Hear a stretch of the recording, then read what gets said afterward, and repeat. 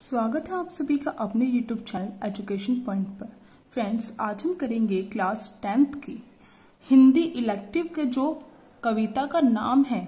ये कविता 8वीं कविता है, चैप्टर 8 है, ये पोएम नंबर 8 है जिसका नाम है कन्यादान।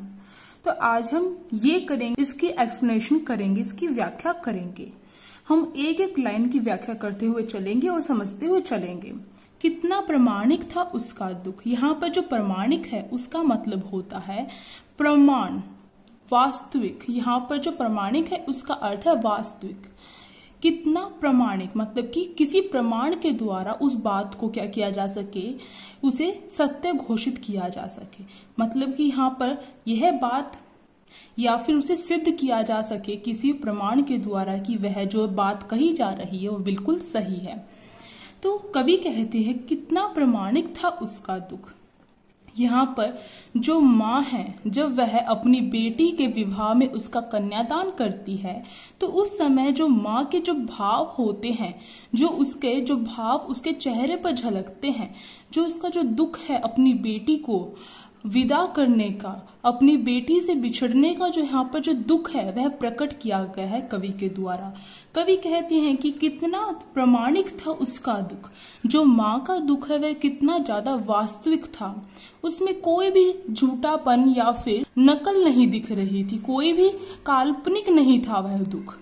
जो उसके चेहरे पर जो दुख दिख रहा था माँ के चेहरे पर, वो एकदम सत्य था। लड़की को दान में देते वक्त, जब लड़की को दान में दिया जा रहा था, यहाँ पर दान में देने का मतलब है जब लड़की को उसके विवाह पर जब कन्यादान किया जाता है तो उस समय से ही क्या होती है, लड़की पराई हो जाती है। यह माना जाता है, इसे आदर्श भी बनाया गया है कि जिस समय उसका कन्यादान कर दिया जाता है उस समय लड़की से जो वास्ता होता है वह एक तरीके से टूट जाता है उसके घर से। तो इतना ज्यादा प्रामाणिक था उसके माँ का दुख जब वह उस लड़की का कन्यादान कर रही थी अपनी बेटी का, जैसे वही उसकी अंतिम पूंजी हो। जैसे कि जो माँ है उसका दुख इस प्रकार का था कि अगर किसी के पास उसकी संपत्ति, पूंजी मतलब संपत्ति होता है, पूंजी में से सब कुछ उसके पास से गायब हो गया है, उसके पास नहीं रहा है, और मान लीजिए कुछ थोड़ी सी संपत्ति या पूंजी उसके पास रह गई है और वो भी उससे छिन जाए तो उसे कितना ज्यादा दुख होगा। तो वही चीज यहाँ पर कही गई है ऋतुराज के द्वारा। यहाँ पर तुलना की जा रही है जब अंतिम पूंजी को खो देते हैं, जैसे कि अंतिम पूंजी को दे रही हो वह अपनी। यहाँ माँ के लिए कहा गया है कि जैसे कि जो माँ है वह अपनी अंतिम पूंजी को दे रही हो। मतलब कि जो बेटी है वो माँ के लिए अंतिम पूंजी के समान है। लड़की अभी सियानी नहीं थी। जो लड़की है अभी वह सियानी नहीं थी। सियानी मतलब होता है समझदार, होशियार होना, समझदार होना, उसमें समझ होना। जो लड़की है वह अभी इतनी सयानी नहीं थी, इतनी समझदार नहीं थी, अभी इतनी भोली सरल थी कि उसे सुख का आभास तो होता था लेकिन दुख बाँचना नहीं आता था। बाँचने का मतलब है पढ़ना। कवि कहते हैं कि जो लड़की है, जो माँ की जो बेटी है, जो लड़की है वह अभी इतनी ज्यादा समझदार नहीं थी, इतनी ज्यादा भोली थी, सरल थी। मतलब कि अभी उसे जो दुनियादारी होती है उसकी समझ हासिल नहीं हुई थी। बस वह अभी तक अपने घर में सीमित थी, उसके बाहर की जो दुनिया है उसने नहीं देख रखी थी। इसका मतलब यहाँ पर क्या हुआ? इसका मतलब यहाँ पर यह हुआ कि जो बाहर जो अत्याचार होते हैं, जो धोखा मिलता है बाहर दुनिया से, उस चीज की समझ अभी लड़की को नहीं थी। उसे सुख का आभास तो होता था। आभास का मतलब है यहाँ पर एहसास होना। तो जो लड़की है उसे सुख का आभास तो होता था। उसे जब उसके साथ कुछ भी सुखद घटना होती थी, जब भी उसके साथ कुछ भी अच्छा होता था तो उसे पता चल जाता था कि ये मेरे साथ अच्छा हुआ है। मतलब कि उसने अभी तक क्या है, अपने घर में केवल सुख का अनुभव किया है। दुख का एहसास अभी उसे नहीं आता था कि दुख क्या होता है, उसे आज तक पता ही नहीं था। लेकिन दुख बाँचना नहीं आता था, उसे दुख पढ़ना नहीं आता था।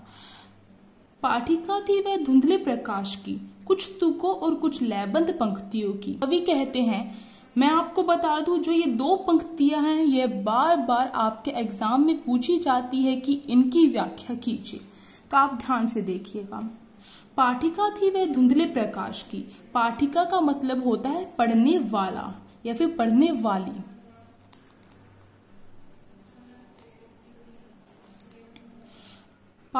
कवि कहते हैं कि जो वह लड़की थी वह पाठिका थी वह धुंधले प्रकाश की। धुंधला प्रकाश क्या होता है? धुंधला मतलब होता है जो बहुत दिखाई देता है। आपने कभी देखा होगा जब सर्दियां होती है तो धुंध पड़ती है, तो आपको थोड़ा बहुत दिखाई देता है और थोड़ा बहुत दिखाई नहीं देता है, तो धुंधला उसे ही कहा जाता है। तो कवि कहते हैं कि जो लड़की है वह क्या है? वह पाठिका है, पढ़ने वाली है। यहाँ पर जो कवि है वह यह कहना चाहता है कि जब लड़की की शादी होने वाली होती है, जब उसका विवाह होने वाला होता है, तो लड़की के मन में कुछ भाव होते हैं अपनी शादी के बाद के जीवन के लिए, और वह जो भाव होते हैं वह केवल वह अच्छे भाव ही देखती है, अच्छी चीजें ही देखती है, उसके साथ ये सारी चीजें होंगी वो ही सोचती है। तो यही बात यहाँ पर कही जा रही है कि पाठिका थी वह धुंधले प्रकाश की, कुछ तुकों और कुछ लयबंद पंक्तियों की। कवि कहते हैं कि जिस प्रकार से जो पाठिका होती है, जो पढ़ने वाला होता है, किसी पंक्ति को, जैसे कि अगर मैं कह दूं कि आप ये पंक्ति पढ़िए, ये लाइनें पढ़िए आप, और आपको तो अच्छी लगेंगी क्योंकि इसमें क्या है? लय है, लय, और क्या है? तुकों से बंधी हुई जो कविता है वो पढ़ने में तो अच्छी लगती है। लय और तुक क्या होते हैं?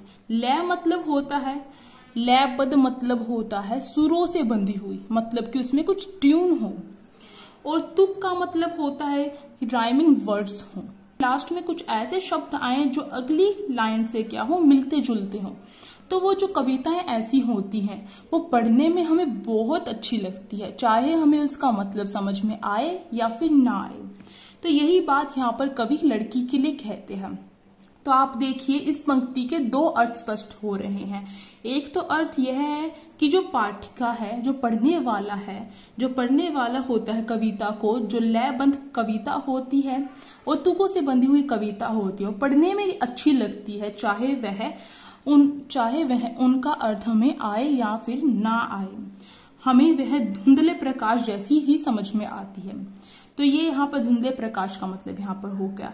तो एक तो ये बात होगी। दूसरी बात अगर लड़की से जोड़ते हुए इसे देखें तो कवि कहते हैं कि जो लड़की है, जो पाठिका है, यहाँ पाठिका लड़की को कहा गया है। जो लड़की है वह अपने विवाह के संबंध में जो बातें सोचती है वह केवल उसे कुछ ही बातें सोचती है, जो अच्छी अच्छी जो बातें होती है वही सोचती है कि विवाह के बाद उसके साथ ऐसा होगा, ऐसे परिवार वाले मिलेंगे उसे, ऐसा उसका पति होगा, इस तरीके से वह बातें सोचती है। परंतु वह कभी उसे कभी यह पता नहीं होता कि उसे दुख भी झेलना पड़ सकता है वहां पर, कभी ये नहीं सोचती।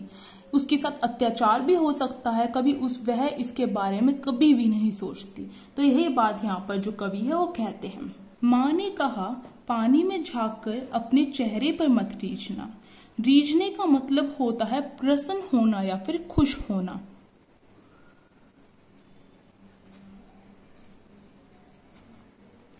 माँ अपनी बेटी को कहती है, जब कन्यादान कर रही होती है तो उस समय वह अपनी बेटी को सीख देते हुए कहती है कि हे पुत्री, तुम पानी में झांक कर, पानी में अपने आप को देखकर कभी मत रीझना, अपने चेहरे पर कभी भी गर्व मत करना, घमंड मत करना।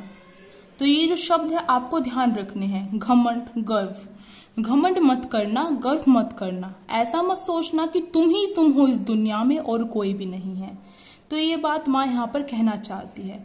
इसका मतलब ये है केवल अपने चेहरे पर ही ध्यान मत देते रहना, अपने आसपास जो घटित हो रहा है उस पर भी ध्यान देना, कि ऐसा मत करना कि तुम अपने चेहरे को तो देखती रहो, उसको देख देख के खुश होती रहो, और जो चारों तरफ के जो तुम्हारे ससुराल में जो तुम्हारे साथ बर्ताव हो रहा है तुम उसे इग्नोर करती रहो, नजरअंदाज करती रहो, ऐसा मत करना। आग रोटियां सेकने के लिए है, जलने के लिए नहीं। माँ कहती है कि जो आग है, जो ज्वाला है, जो आग है, जो अग्नि होती है, वह क्या है, वह रोटियां सेकने के लिए होती है। मतलब कि यहाँ पर जो माँ है वह यह कहना चाहती है कि जो आग है वो केवल रोटियां सेकने के लिए होती है, उसमें जलने के लिए नहीं होती है। जैसे कि अगर आप वर्तमान समय में भी देखते हैं तो जो लड़कियां हैं जब उनका विवाह हो जाता है उसके बाद अगर उनके ऊपर अत्याचार होते हैं, अभी भी ऐसा है, आप इसे इग्नोर नहीं कर सकते हैं। इसीलिए जो कविता आपके पाठ में लगाई गई है कि जो अभी भी जो कुछ ऐसी लड़कियां हैं जिनका विवाह हो जाता है और उसके बाद उन पर अत्याचार होते हैं, आत्महत्या कर लेती हैं, चाहे वह आग लगाकर करे, चाहे वह फांसी लगाकर करे, इस तरीके से वो कर लेती है। तो ये जो बात है, ऋतुराज यहाँ पर इसका विरोध करते हैं। वो कहते हैं कि जो आग है वो केवल रोटियां सेकने के लिए होती है, जलने के लिए नहीं होती, अपनी आत्महत्या करने के लिए नहीं होती। तुम्हें क्या करना है, माँ कहती है कि अपनी बेटी को तुम्हें तुम्हारे साथ होने वाले अत्याचार का विरोध करना है। अगर तुम्हारे साथ कोई भी अत्याचार होता है तुम उसका विरोध करो, तुम्हें वहां पर कायर बनकर नहीं रहना है। जैसे कि अगर वस्त्र और आभूषण शाब्दिक भ्रमों की तरह बंधन है स्त्री जीवन के, माँ है वो कहती है कि जो वस्त्र और आभूषण है, जो वस्त्र होते हैं, जो कपड़े होते हैं, और जो आभूषण होते हैं, मतलब कि जो ज्वेलरी होती है, आभूषण जो होते हैं वो क्या है, शाब्दिक भ्रम होते हैं, वो एक स्त्री जीवन के। शाब्दिक भ्रम का मतलब यहाँ पर क्या है, शाब्दिक भ्रम का मतलब है जिस प्रकार से कुछ व्यक्ति होते हैं ना जो काफी मीठा बोलते हैं, मीठा बोलकर क्या करते हैं, किसी को भी झांसे में ले लेते हैं अपने। तो यही बात यहाँ पर कही गई है कि जो वस्त्र और आभूषण होते हैं वो दोनों के दोनों क्या होते हैं, स्त्री जीवन के लिए एक तरीके से बंधन होते हैं जो उन्हें बांध लेते हैं। ऐसा क्यों कहा गया है, जो स्त्री सुंदर होती है, जिसमें सौंदर्य होता है, और वह वस्त्र और आभूषण जब पहन लेती है तो उसमें क्या है, वह खुद ही जकड़ जाती है। क्यों? क्योंकि जो समाज है, जो उसका घर है, जो समाज है, उस पर क्या कर देता है, बहुत ज्यादा मात्रा में क्या कर देता, प्रतिबंध लगा देता है। प्रतिबंध का मतलब होता है रोक लगा देना, कुछ नियम कायदे बना देना स्त्री के लिए। तो कुछ नियम कायदे बना दिए जाते हैं एक स्त्री के लिए कि तुम्हें बाहर नहीं जाना है, काम नहीं करना है, तुम्हें घर में ही रहना है, तुम्हें कुछ बोलना नहीं है, तुम्हें जो पुरुष हैं उनके नीचे दबके ही रहना है, तुम्हें ही सारा घर का काम करना है। इस तरीके से जो भी से भी अधिक अगर हम कहें तो कुछ जो स्त्रियां हैं उनके साथ इतना ज्यादा दुर्व्यवहार होता है कि उन्हें घूंघट करने के लिए कहा जाता है कि वो घूंघट में रहे, पर्दे में रहे, जिससे कि उसका जो मुखड़ा है, जो चेहरा है, वो कोई और ना देख सके। जब एक स्त्री के लिए जो वस्त्र और आभूषण, जो उसका सौंदर्य है, वही क्या हो जाए, उसके बंधन का कारण हो जाए, उस पर प्रतिबंध लगाने का कारण बन जाए, तो वो किस काम का, कि अगर स्त्री के जीवन में जो उसके वस्त्र और आभूषण हैं वो अगर उसके बंधन का कार्य करे, उस चीज को पाकर अगर कोई स्त्री खुश होती है तो वो एक मूर्ख का काम करती है, एक पागल का काम करती है। अगर वह इन चीजों को तो पा लेती है परंतु अपनी आजादी को इससे खो देती है तो वो एक मूर्ख का काम करती है। माँ ने कहा लड़की होना पर लड़की जैसी दिखाई मत देना। तो जो ये दो पंक्तियां हैं ये भी बहुत बार रिपीट होती हैं, तो आप देखिए ध्यान से। माँ अपनी बेटी को अब कहती है कि तुम लड़की तो हो ना, तो लड़की के जो गुण हैं, लड़की में सौंदर्य होता है, मतलब खूबसूरती होती है, कोमलता का स्वभाव होता है। लड़कियां जो होती है वो बड़ी कोमल होती है, आप खुद भी देखते होंगे कि जो लड़कियां वो कोमल होती हैं। तो यहाँ पर माँ कहती है कि तुम लड़की जैसी तो हो ना, अपने गुण, जो लड़की जैसे जो गुण है तुम्हारे अंदर उन्हें कायम तो रखना, पर लड़की जैसी दिखाई मत देना। इसका मतलब यहाँ पर यह है कि लड़की जैसी दिखाई मत देने का मतलब यहाँ पर है कि तुम लड़की तो हो ना, लड़की के सारे गुण अपने अंदर रखना, कोमलता का स्वभाव भी रखना, पर ये नहीं कि कोमलता के स्वभाव को तुम अपनी कमजोरी बना लो। कोई व्यक्ति तुम्हारे ससुराल में, कोई भी व्यक्ति उस कोमलता के स्वभाव को तुम्हारी कमजोरी ना समझ ले, तुम्हारे साथ कुछ गलत ना कर दे। कुछ अत्याचार तुम कभी मत सहना, कायर तुम कभी मत बनना। लड़की जैसी होना पर लड़की जैसी दिखाई मत देना। लड़की कोमल होती है तो तुम लड़की जैसी होना, पर जो लड़कियां हैं जिन्हें कमजोर समझा जाता है, तुम ऐसी मत रहना। अपनी कोमलता का स्वभाव रखना, पर अगर तुम्हारे ऊपर कोई भी बात आती है या फिर तुम्हारे साथ कुछ भी गलत होता है तो उसका डटकर विरोध करना। ये बात यहाँ पर कही गई है। तो इस पोएम को पढ़ने के बाद, इस कविता को पढ़ने के बाद हमें ऋतुराज का जो उद्देश्य है इस कविता को लिखने का, वो बात समझ में आ रही है। जो ऋतुराज है इस कविता के द्वारा क्या कर रहे हैं, एक स्त्री को, एक जो स्त्री है उसके साथ जो बंधन, स्त्री पर जो प्रतिबंध लगाए जाते हैं, स्त्री के साथ जो अत्याचार किए जाते हैं, स्त्री की कोमलता को कमजोरी समझा जाता है, वो सारी चीजें यहाँ पर उभारी गई है ऋतुराज के द्वारा। तो ये जो कविता है वो आपकी यहाँ पर कंप्लीट होती है। आपको कैसी लगी आप कमेंट में जरूर बताइएगा। अगर कोई भी आपका क्वेश्चन हो आप पूछ सकते हैं बेझिझक। अगर वीडियो अच्छी लगी हो तो please like, share and comment करके बताएं कैसी लगी। अगर आप चैनल पर नए हो तो आप सब्सक्राइब कर सकते हैं और साइड में जो बेल आइकन है उसे प्रेस कर सकते हैं, जिससे कि न्यू वीडियोस की नोटिफिकेशन आपके फोन में आ सके। Thank you.